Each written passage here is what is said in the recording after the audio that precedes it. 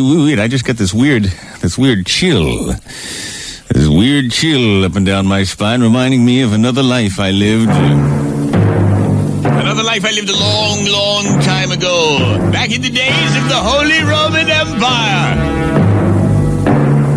A life I lived as the Emperor Toucasfacius. With my bride, the sweet Limpwangius. And I ruled over all I surveyed. Well, I was about ready to go down into my chambers to select a wench for the afternoon's diversion, and suddenly Numbnutius came running in and said, Sire! I said, what is it, Numbnutius? Didn't Dildonius tell you that I didn't want to be interrupted? He said, yes, sir, he did. But Testicules at the gate tells me you have a visitor. And she is in tears. What's her name? I queried.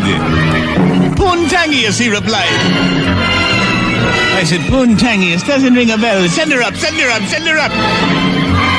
sure enough, I watched as Hemorrhoidicles' broad back opened the gate, and he stood aside as Suppositorius led her across the gangplank to the castle.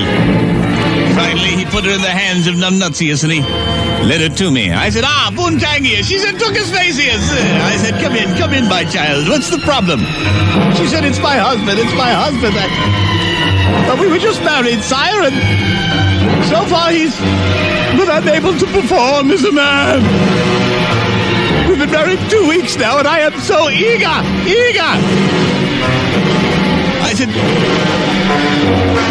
well, send him in. Maybe if I talk to the man, I could help him out. What's your husband's name? She said, Limpwangius.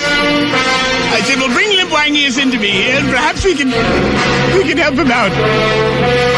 But sure enough, he looked like an ordinary enough chap.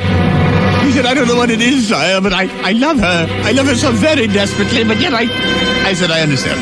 Come with me. Let me take you to see the proudest of all my centurions, the most manly. Let me take you to see Erectus. So I took Limpwangius with me, and we went to see Erectus. I said, Erectus. He said, yes, my sire. I said, Erectus, you are the most testosterone-laden of all. Show Limpwangius your technique. And sure enough, Erectus snapped his fingers, and we all watched as... And then he said, at ease, and then there was...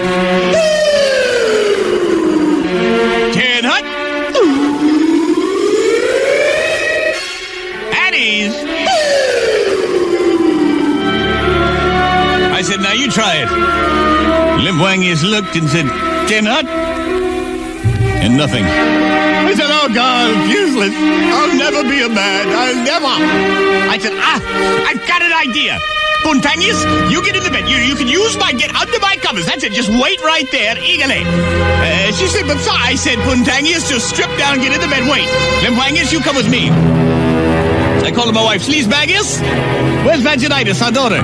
She said, well, Vaginitis is down with the wenches. I said, get her upstairs. I don't want her and her other daughter, Syphiliticus, to see what's happening here. So I grabbed Limpwangius and we went down to the wenches. I said, I have a wench that I think is exactly what you need to get this situation squared away. I want to introduce you to Fellacia. So sure enough, I grabbed him. I said, come, we must go to the wenches immediately. And so, proudly, boldly, we marched downstairs. Fellacia! Oh, Fellacia! She was frolicking in the pool with the other girls. She said, yes, sire. What is it? The usual? I said, yes, but not for me. I'd like you to introduce you to Limpwangius here. Fellacia, perhaps you could work your magic? She said, it would be a pleasure, sire. So sure enough, she began. I watched as a smile came across Limpwangius' lips, and before you know it, the impossible was happening there before our eyes for the first time.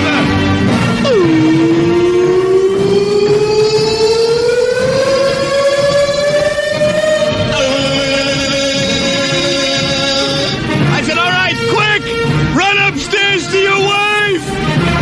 And sure enough, he took those stairs fingers, two at a time. He burst through the chamber door. He dove into the bed, where Limpwangius was startled by the voraciousness of his appetite. Get it! I said, shut up! Ain't that just like a dame? Never satisfied. Gee.